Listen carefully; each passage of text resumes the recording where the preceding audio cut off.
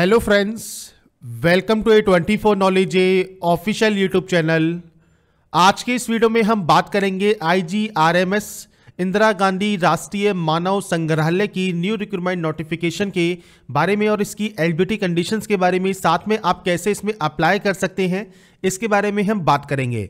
तो यहाँ पर फ्रेंड जो ये वैकेंसी की नोटिफिकेशन है या फिर जो फर्दर आपका एप्लीकेशन फॉर्म है वो सब आपको वीडियो डिस्क्रिप्शन में मिल जाएगा jobrasta.com पर। वहाँ पर जाकर आप डिटेल्स को चेक कर सकते हैं।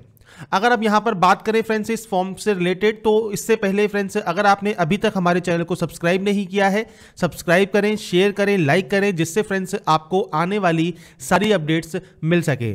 बात करते हैं फ्रेंड्स इसके एप्लीकेशन फॉर्म के लिए। तो फ्रेंड्स ये इसका एप्लीकेशन फॉर्म है इंदिरा गांधी राष्ट्रीय मानव संग्रहालय का, और यहाँ पर जो ये वैकेंसी है ये फ्रेंड्स आपके वेरियस पोस्ट के लिए निकाली गई है।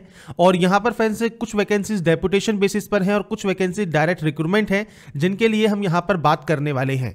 सबसे पहले फ्रेंड्स वैकेंसी है आपकी अकाउंट ऑफिसर ग्रुप बी की वैकेंसी। अब यहाँ पर देखिए जो ये वैकेंसी है ये मेनली आपके डेपुटेशन बेसिस पर है, और अगर आपकी 5 साल की रेगुलर सर्विस है तो आप इसमें अप्लाई कर सकते हैं। एज यहां पर 56 साल रहेगा।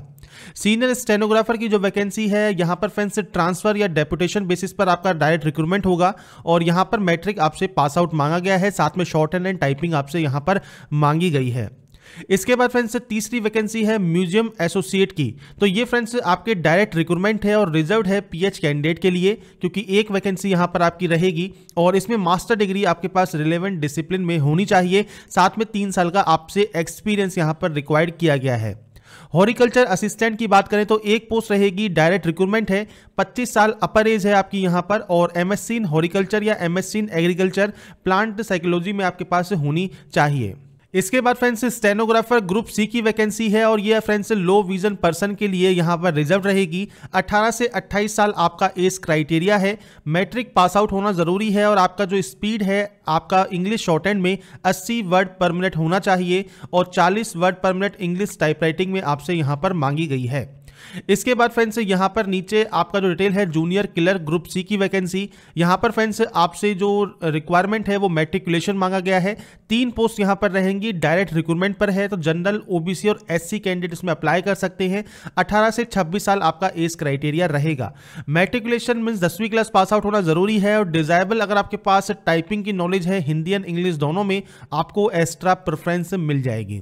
इसके बाद है ड्राइवर की वैकेंसी। यहां पर फ्रेंड्स 3 वैकेंसी रहेंगी, जो कि जनरल और SC के लिए है। डायरेक्ट रिक्रूटमेंट बेसिस पर आपका यहां पर नोटिफिकेशन निकाला गया है।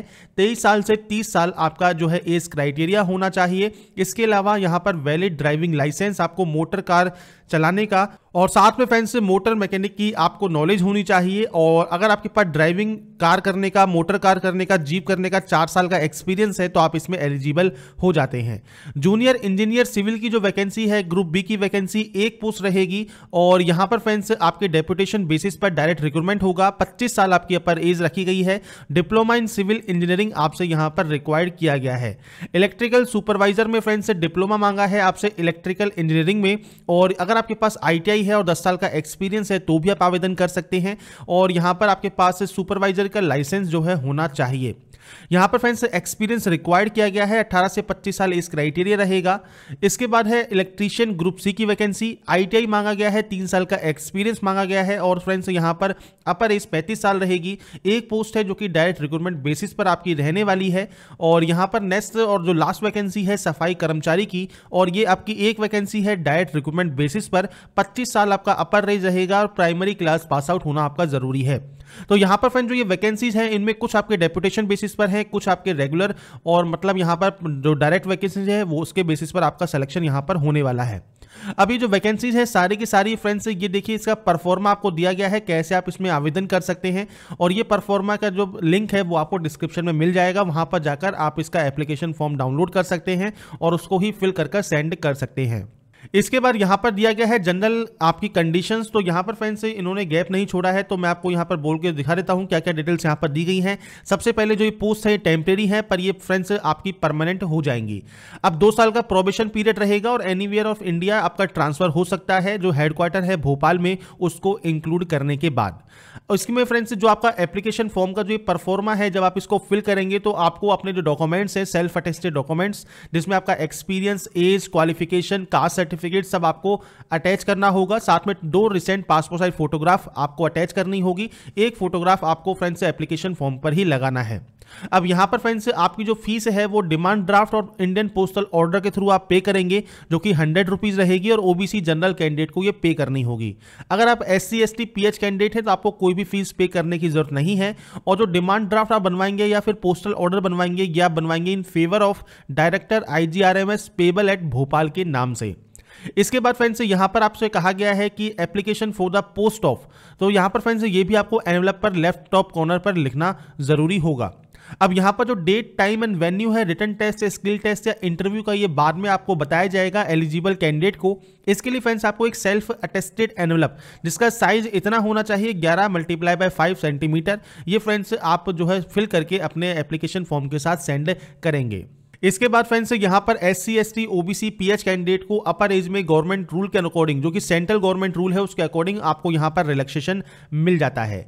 इसके बाद फ्रेंड्स यहां पर देखिए जो लास्ट डेट है वो 21 दिन रहेगी डेट ऑफ पब्लिकेशन से। तो ये फ्रेंड्स जो नोटिस है ये आपका जारी हुआ है 23 जनवरी 2021 के एम्प्लॉयमेंट न्यूज़पेपर में, और 23 जनवरी 2021 के डेट से 21 दिन आपको आगे लगाना है और उसके डेट पर आपको सेंड करना है। जैसे यहां पर मैंने आपको काउंट करके दिखाया है 23 जनवरी 2021 से आपका ये फॉर्म स्टार्ट हुआ है, तो 12 फरवरी 2021 तक आप इसमें सेंड कर सकते हैं, क्योंकि कैलकुलेशन जो ड्यूरेशन है वो आपका 21 दिन रहेगा। तो आपकी जो लास्ट डेट है वो फ्रेंड्स आपकी रहेगी 12 फरवरी, तो आप इस डेट तक इसको सेंड कर सकते हैं। अगर आप डेपुटेशन पर बेसिस पर सेंड कर रहे हैं तो उसके बाद आपको 45 दिन का समय यहां पर मिल जाता है। इसके बाद फ्रेंड्स यहां पर आपको कुछ इंस्ट्रक्शंस अलग से दिए गए हैं TA DA के बारे में, या उसके अकॉर्डिंग आपको जानकारी यहां पर प्रोवाइड की गई है। इसके अलावा फ्रेंड्स यहां पर एक नोटिस और है कि अगर आपने पहले इस वैकेंसी को 23 फरवरी से 1 मार्च 2019 के एम्प्लॉयमेंट न्यूज़पेपर में जो ये वैकेंसी आई थी उसमें फ्रेंड्स सीरियल नंबर 1 से लेकर 7 तक जो वैकेंसीज थी उसमें फ्रेंड्स अगर आपने अप्लाई किया है तो आपको दोबारा से फ्रेश अप्लाई करने की जरूरत नहीं है, पर अगर आप फ्रेशर कैंडिडेट हैं तो अप्लाई कर सकते हैं। इसके बाद फ्रेंड्स यहां पर जो इंस्ट्रक्शंस हैं वो आप यहां पर पढ़ लेंगे। इसके बाद यहां पर आएगा इसका परफॉर्मा, तो ये इसका परफॉर्मा है जिसमें आप एप्लीकेशन फॉर्म देखिए आपको ये दिया गया है। इसमें देखिए आपको आपकी फोटो लगानी है, किस पोस्ट के लिए अप्लाई कर रहे हैं, आपका पूरा नाम, फादर नेम, आपका gender, date of birth, nationality, आपका प्रेजेंट एंड परमानेंट एड्रेस, आपका मेल ID, आपका कॉन्टैक्ट नंबर, आपकी जो भी कैटेगरी है। इसके बाद आपका क्वालिफिकेशन जो आपके 10 से स्टार्ट करेंगे और उसके बाद आपकी जो भी हाईएस्ट क्वालिफिकेशन है वो आप लिख सकते हैं। इसके बाद कोई भी एक्सपीरियंस है आप इसको यहां पर मेंशन करेंगे। इसके बाद आप क्या काम यहां पर हैंडल कर सकते हैं, आपकी नॉलेज या स्किल क्या है कंप्यूटर पर, अगर ये एप्लीकेबल है तो। इसके अलावा कोई भी एडिशनल इंफॉर्मेशन आप देना चाहें। इसके बाद फ्रेंड्स जो आप पोस्ट ऑफिस या फिर बैंक से DD बनवाएंगे उसका नंबर, डेट, और उसके अलावा यहां पर फ्रेंड्स लिस्ट ऑफ एनक्लोजर आपको देना होगा, क्या क्या डॉक्यूमेंट्स आप अटैच कर रहे हैं इस फॉर्म के साथ, और सिग्नेचर करेंगे आप यहां पर और विद डेट आप लिखेंगे। और यहां पर फ्रेंड डिपार्टमेंटल कैंडिडेट अगर आप हैं तो यहां पर आपको HOD जो आपका हेड ऑफ ऑर्गेनाइजेशन है उनका फ्रेंड्स यहां पर साइन एंड सील भी आपको करवाना होगा। तो ये इसका परफॉर्मा है और ये सब लिंक आपको मिल जाते हैं डिस्क्रिप्शन में। सिंपल फॉर्म है, ज्यादा कुछ इसमें आपको ऐसा कुछ भरना नहीं है, नॉर्मल जानकारी आपको फिल करनी है। बस ये ध्यान रखिएगा यहां पर जानकारी फिल करने के बाद और यहां पर जो भी डॉक्यूमेंट्स आपसे मांगे गए हैं, आपका DD है, पोस्टल ऑर्डर है, वो सब अटैच करने के बाद साथ में एक सेल्फ एड्रेस एनवेलप अटैच करने के बाद आपको फ्रेंड्स यहां पर दिए गए इस एड्रेस पर सेंड कर देना है। इंदिरा गांधी राष्ट्रीय मानव संग्रहालय, पोस्ट बॉक्स नंबर 2, समला हिल्स, भोपाल MP पर। यहां पर आप इसको सेंड कर देंगे और यहां पर सेंड करने के बाद आपका ये फॉर्म कंप्लीट हो जाएगा। तो यहां पर फ्रेंड्स जो भी जानकारी मैंने आपको प्रोवाइड की है इस वैकेंसी से रिलेटेड, जो कि फ्रेंड्स इंदिरा गांधी राष्ट्रीय मानव संग्रहालय की रिक्रूटमेंट नोटिफिकेशन है। अगर आपको ये वीडियो पसंद आया है तो लाइक, सब्सक्राइब एंड शेयर जरूर कीजिए। बाकी की जानकारी के लिए ऐसे ही बने रहिए हमारे साथ, देखते रहिए हमारा YouTube channel NLRS. Thanks for watching।